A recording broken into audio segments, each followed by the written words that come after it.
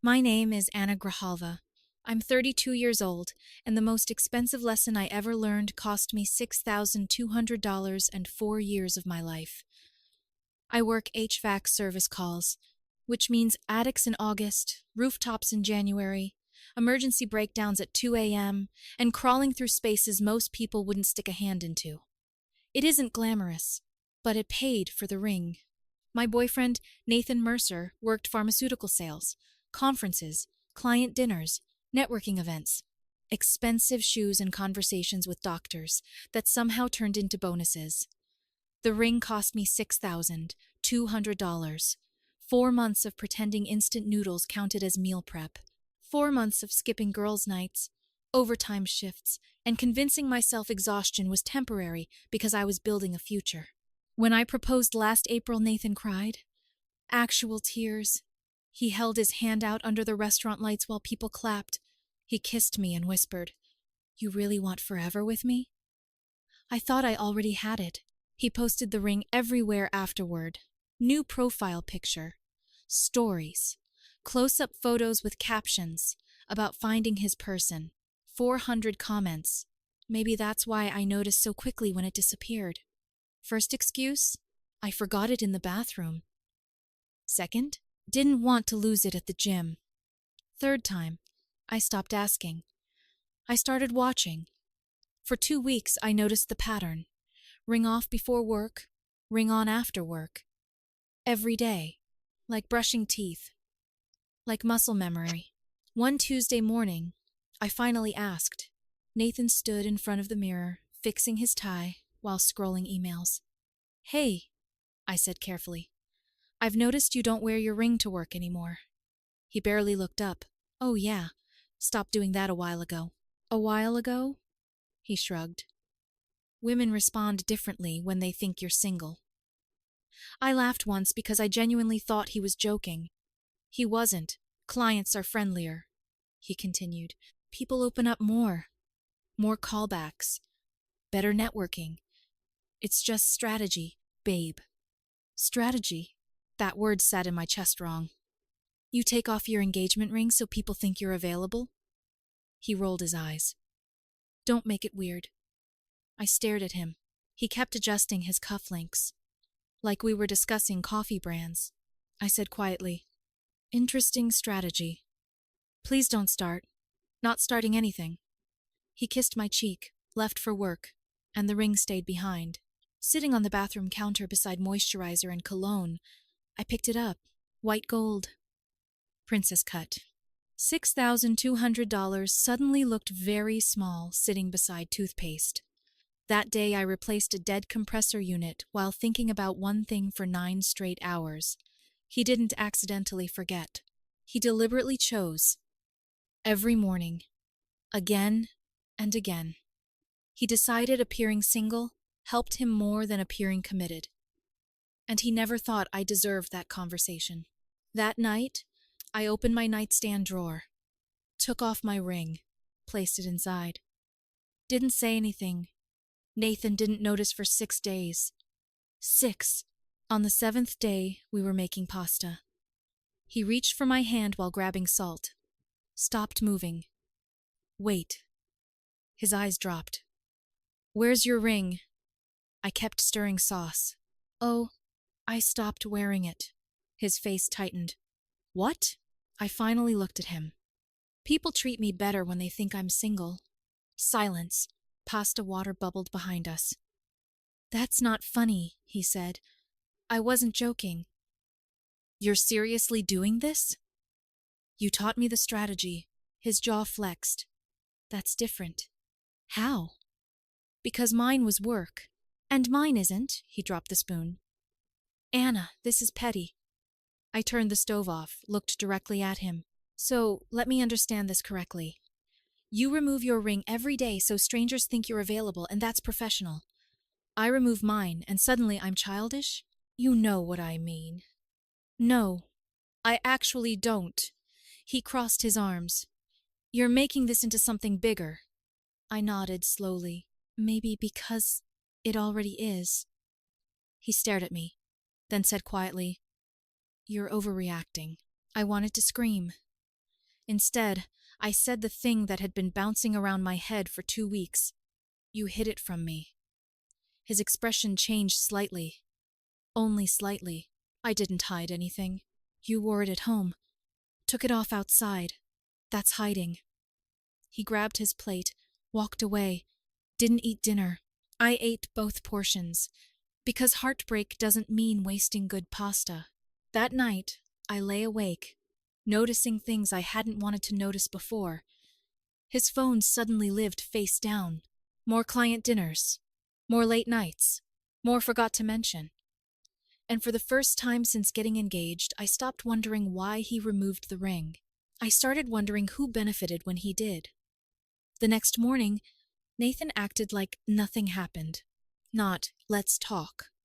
Not, I understand why you're upset. Nothing. He kissed my forehead while pouring coffee and asked if I could pick up detergent after work. That should have comforted me.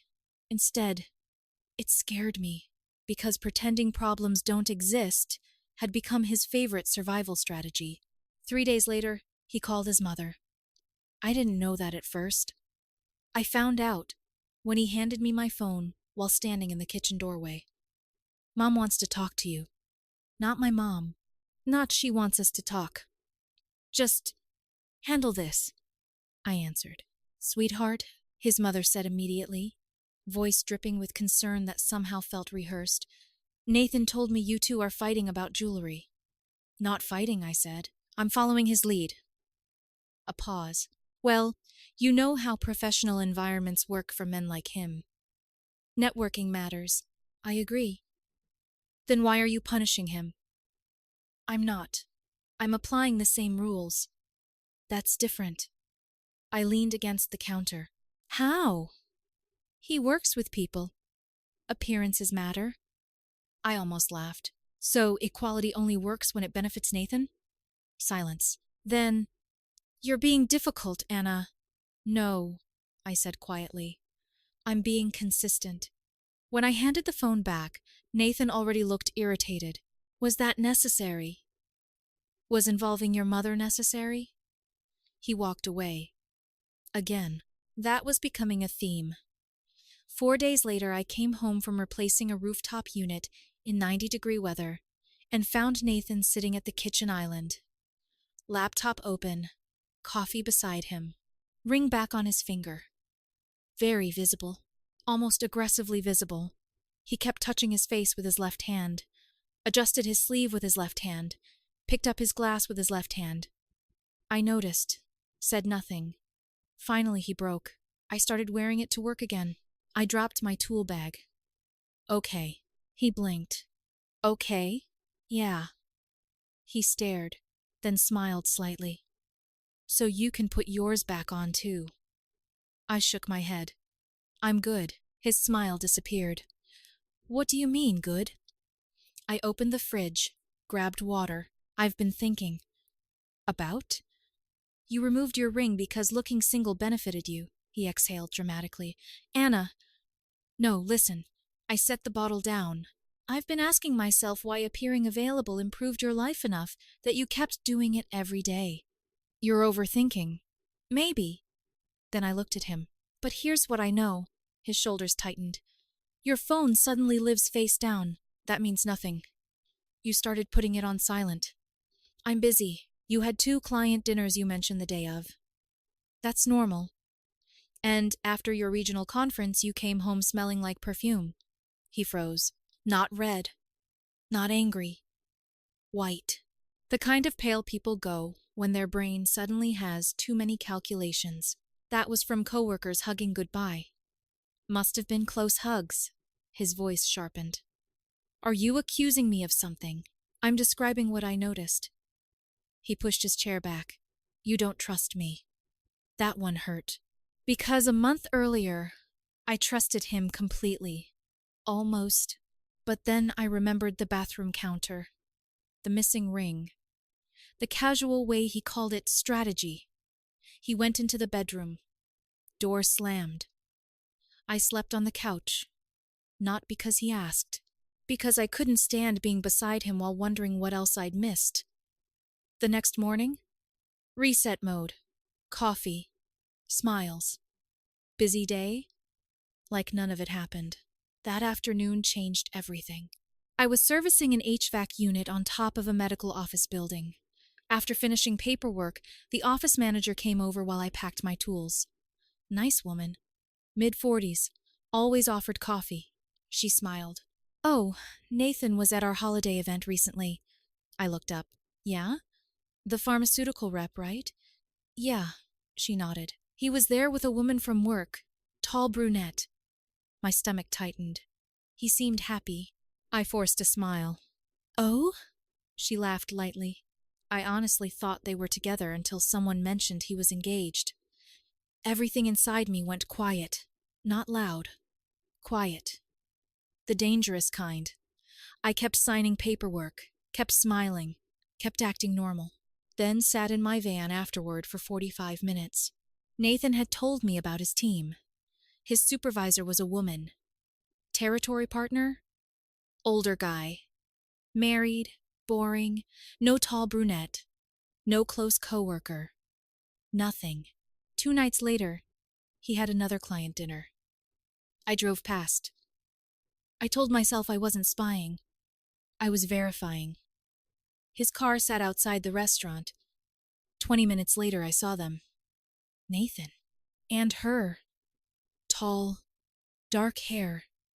Laughing. He opened her car door. She touched his arm. His hand rested on her lower back. Too familiar. Too easy. Like practice. I took 2 photos from across the street. Saved them. Went home. By the time he walked through the door at 11, 20 said he. I was already in bed pretending to sleep. He whispered, Anna, you awake? I kept my eyes closed. He showered immediately. Client dinner. Midnight shower. Perfume. Tall brunette. Missing ring. I stared into the dark after he fell asleep. And for the first time, I stopped asking whether something was wrong. I started planning what I would do when I proved it. The weird thing about heartbreak is that eventually panic gets tired. After seeing Nathan with the brunette outside that restaurant, something inside me stopped shaking. Not because it hurt less, because my brain finally caught up to what my gut had been screaming for months. So I got quiet. Dangerously quiet. For the next week, I became the easiest version of myself. I cooked dinner, watched TV beside him, asked about work. He relaxed. I could see it happening. He thought the storm had passed. One night he even laughed and said, Remember when we almost destroyed our relationship over the ring thing? Almost. Like we were discussing weather. Meanwhile, I was building exits. First, the apartment. Our lease renewal was 6 weeks away. Both names were on it. I called management. If one person declines renewal, lease ends unless both renew. Perfect. I emailed myself confirmation. Second, money. No joint accounts, thank God. I checked everything. Bank statements, credit reports, utilities, clean. Third, the ring. I called the jeweler. Buyback offer? $2,800. Losing over $3,000 physically hurt. Still cheaper than denial. Fourth, and most important, documentation. Not because I wanted revenge. Because confusion makes people rewrite history. I started writing dates. Late nights. Client dinners. Face-down phone habits. Timeline after timeline. No snooping, no tracking, just facts. Then the universe handed me something. Nathan left his iPad on the kitchen island. Unlocked. I was eating cereal when a message preview appeared. District office. Last night was amazing. Can't stop thinking about you. District office. Seriously. That was the fake contact name. I stared. Didn't open it. Didn't touch anything. Just took a picture. Finished my cereal. Everything tasted like cardboard. That night, I waited until after dinner. We sat on opposite ends of the couch. TV playing. Normal. Safe. I muted it. We need to talk. His smile disappeared instantly. About what? About the woman from work. His face lost color so fast it was almost impressive. What woman? The tall brunette. Silence. I continued. The holiday party. Nothing. The restaurant 2 Thursdays ago. Still nothing. The message from district office. Now panic. Real panic. You went through my stuff? It was on the kitchen counter. You invaded my privacy. I nodded slowly. Interesting that that's the emergency. He stood up, started pacing.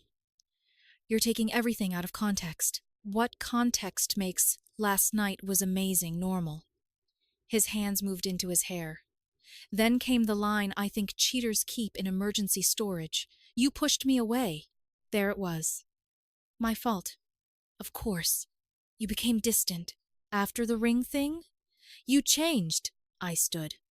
So let me understand. He stayed quiet. You removed your ring first. Nothing. You hid it. Nothing. You started acting single.